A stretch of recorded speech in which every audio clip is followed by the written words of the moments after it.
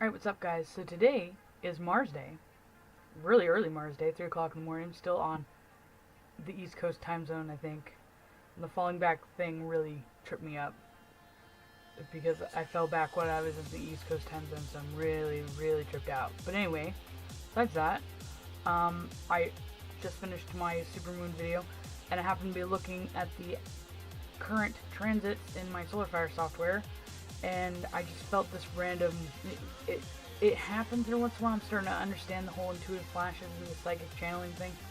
When I just randomly, out of nowhere, get the urge to go and look at, like, thoroughly, obsessively at transits when I'm not looking for anything in particular, I usually end up stumbling upon something, and I have stumbled upon something, and although I can kind of just, brainstorm and talk out loud what my interpretation of it is right off the top of my head, which I kind of was already doing that in a way, and I probably already will touch up on that. This video in particular is actually just more of a documentation of me getting that intuitive flash. So I just went and looked to see. I know that Sagittarius is now the sign for Mercury. I know that Venus just recently went into Capricorn, and then specifically Mars went into Aquarius, and I injured myself today, so that made me think of that. And then I just kind of figured, I'm like, well, maybe I should do a Sagittarius video since it's coming up soon. And then I was kind of just looking at stuff, and I just thought, like, Sagittarius foot and mouth season kind of thing. But then I started looking at more of the generational planets, because as people know, I was really taken back by the Saturn-Neptune square throughout the summer, and I kind of got seriously paranoid about there being some sort of catastrophic volcanic winter from Yellowstone, which, I mean, it's overdue. It's still possible. I don't think it's going to be as substantial, like, Armageddon-ish as I anticipated. I think that was just my imagination getting the best of me. But one interesting thing I do want to point out is that remember the eclipse, and I've said this, I feel like I've said this so many times. The eclipse that happened earlier this year, the solar eclipse, the line that it casted, which is the areas that will be affected the most, is from New Zealand to basically the Gulf of Alaska and, like, the west coast of the United States. And I've noticed that there's been substantial amounts of natural disasters and earthquakes specifically, even volcanic eruptions in some places, in that line.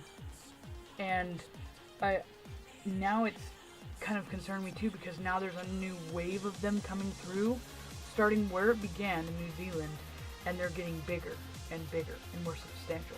And the Cascadia Fault, which is connected to the San Andreas Fault, which is connected to the fault that goes all the way down to Chile in South America, is the very end of that line.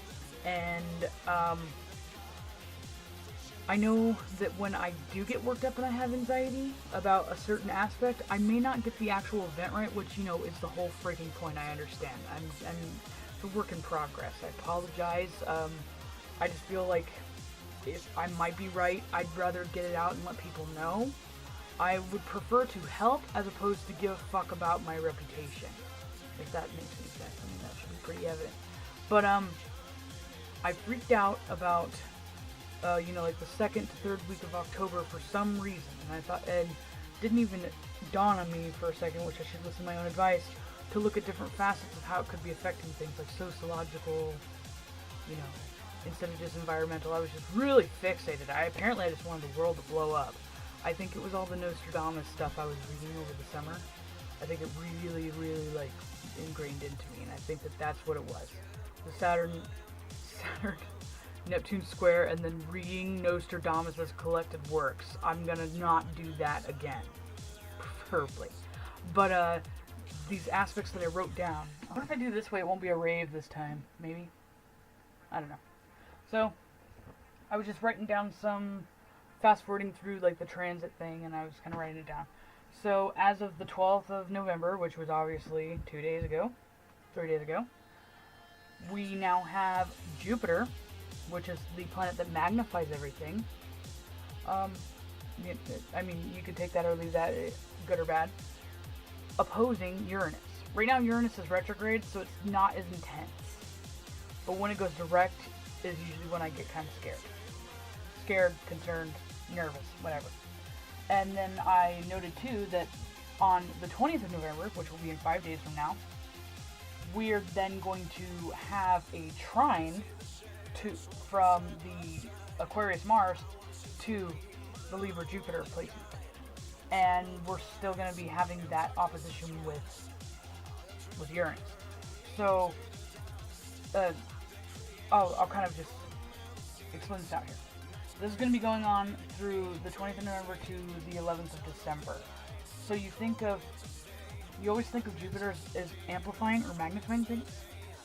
And anything that's associated with Uranus, the 11th house, or Aquarius, either in an astrotheology sense, an evolutionary astrology sense, mundane, environmental, whatever, it is associated with trauma, traumatic, abnormalities, unpredictable kind of scenarios, events, etc., etc. It's a bump in the system, it's a break in the routine, and usually when I say break is not necessarily a good thing in this context. So when you have Mars, which is obviously has its ties with not only fire in general, but just with the whole movements of everything. It's supposed to be the fuel, the life force, etc., etc., and it's the Aries symbol as well. The Aries planet, sorry.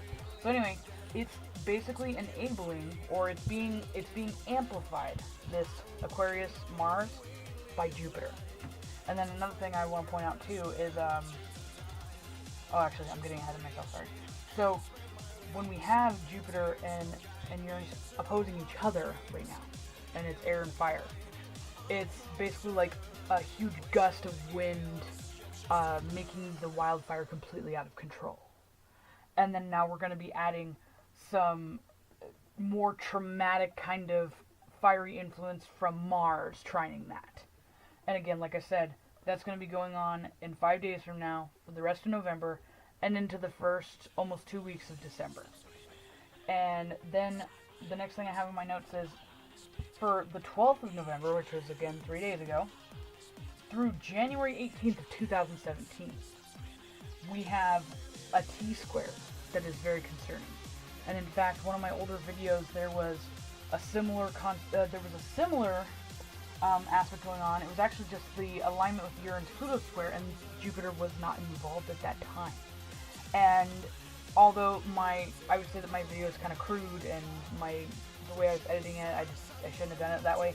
But I do have footage towards the end of it that is showing like gas leaks, like an explosive fires from underneath the ground, regardless if it's because it's like sewers or if it was actual like environmental, events or whatever. So think of that being the Uranus-Pluto square that was causing explosions and fire to come out of sewers, and it just like massive, like completely annihilating everything with fire and explosion everywhere. Now Jupiter amplifying things. Jupiter's a part of this T-square.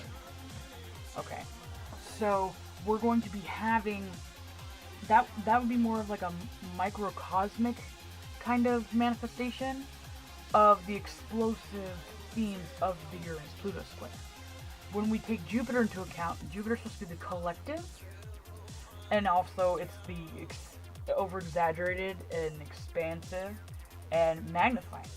So if you were to take those exact kind of themes, and that was in 2015, and you just bump it up a notch or magnify it, what would you constitute that as? I would say something environmental catastrophic. I'm not trying to jump on and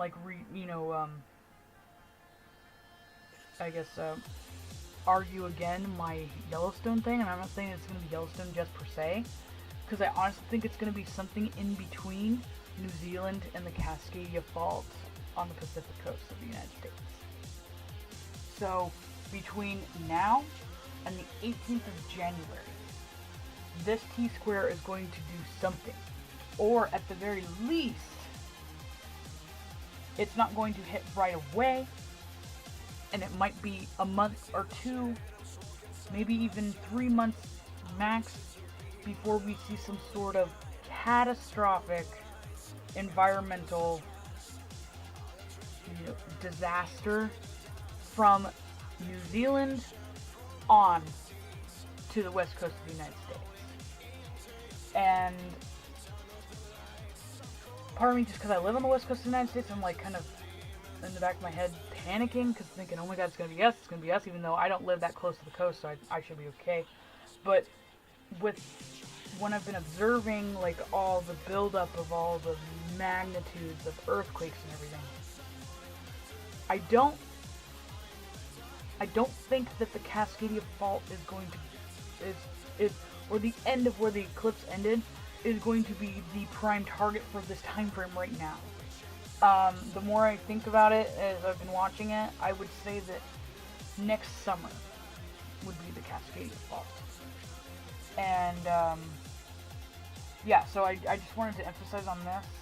I guess I am kind of just panning out and talking about this out loud now, but I'll probably add more to it at some point and look into some things to just to validate kind of where my hunches are coming from. Because right now this is just, I know what the symbolism means, and I felt compelled to randomly apparently find this, and I just am talking about it as I wrote it down instead of just leaving my notes and then deciding what I'm going to do with it later.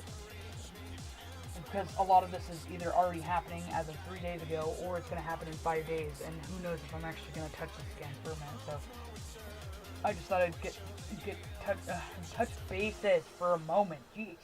Okay, so anyway, then just for the sake of kind of housekeeping, I guess, December 28th, Uranus, that's been retrograde, will go stationary, and on the 30th, it'll go direct. And again, just like when Pluto went direct on the 20th of September, that was when there was a lot more of these higher magnitude earthquakes starting to surface. I guess that's not supposed to be a pun, I'm sorry. But, so with more of the explosive, because remember Aries is the sign that Uranus is in right now. It's a loose cannon, it's explosive. It could be literally like either an explosion or some sort of force coming out of the ground, because remember, we're still going to be reliving the Uranus Pluto square for probably the next 10 years or so.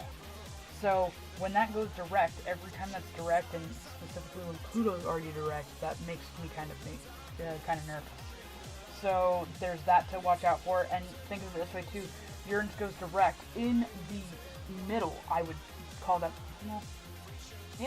almost in the middle time frame of this T square with Pluto, Jupiter, and Uranus. So that being said, usually with the generational planets taking a minute to get their momentum going, then again, Uranus is abnormal, so it could be any time. It could be the day that it goes direct too. I would say New Year's, and the first week is going to be pretty crazy. And then thinking about this from another facet too, Pluto represents power and control. Capricorn is about authority, more of a Saturnian kind of thing. Jupiter is supposed to be like the collective good, the greater good, that sort of thing. And then Uranus there as well. That could be also translated as Trump having conflicts with when he goes into the president-elect or whatever becomes the president. Wow, yeah. Oh my god. What if this is martial law? Dude. Chaos. Amplified. Capricorn Pluto. Capricorn authority. Pluto power takes control. Oh my god. Oh my god. Okay, so I don't know for sure if that's the thing, but I'm getting really excited, and that's one of my channeling things. And I talked about the martial law thing a year ago, and I actually just watched one of my videos like about an hour ago, and I mumbled something about martial law, and I was like, huh, weird. So I might be projecting something I just heard, but then again, those symbols work with that. And yeah, so so you see how hard this is? A lot of those are just 3 little squiggles. They could be a lot of things. A little complicated. Anyway, so on the 30th of November, we're going to have Chiron go retrograde to stationary. And then on the 2nd of December, it goes from stationary to direct. I don't even know why people care about when it goes stationary and then direct. I think it's all the fucking same. It's just, you know, the pendulum backing up and swinging. But some people care, so I thought I'd just be a thorough. Then November 19th, we're going to have Neptune from its retrograde placement go stationary. And then on the 21st, it's going to go direct. So, that's another thing, too. I know that the Neptune square Saturn is out of its orb or whatever, but anything that may have potentially been building up or still causing friction or conflict with that square might tie up its loose ends when Neptune goes direct. So, yeah, that's just my epiphany with all that. I'm just going to leave it at this, because it's already 16 minutes. I'm going to sit on that, think about that some more. Or if anybody would love to give some feedback, I would love to get some dialogue going on in this. Either, you know, hobbyist astrologers, or people, fans, people having weird dreams, feelings. If you watched that and got goosebumps when I said certain things, tell me. Let me know. This is a team effort here. We're all the same part of the collective unconscious, and god damn it, if we work together, we would know more. I know that I, you know, have some talents, and I know not everybody memorizes those silly symbols and stuff, but god damn it, sometimes your perspective helps me. So, anyway, I'm gonna go. I guess this will be a transit talk video. Or a vlog. Let's do a vlog. I'll do a Plutonian vlog. But I'll probably call it like transit and try not to slur about it. Transit vlog.